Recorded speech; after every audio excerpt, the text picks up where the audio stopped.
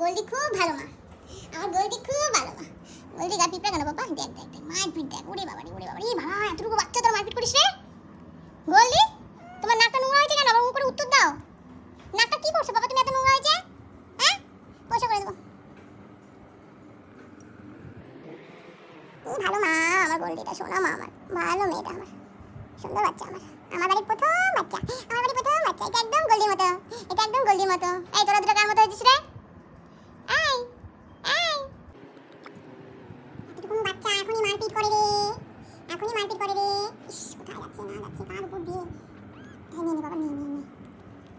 তোর মাটাকে তুই ঝালাই কিছু রাখবি না রে। এই পোলাপানের দল, এই তুই ওটা এদিকে ছেড়ে এদিকে আসিস কেন? হ্যাঁ আমার গোটু বাচ্চা, আমার গোল্ডিটা শোনা মেয়ে আমার। কত কষ্ট বাবাটা, আর কত কষ্ট।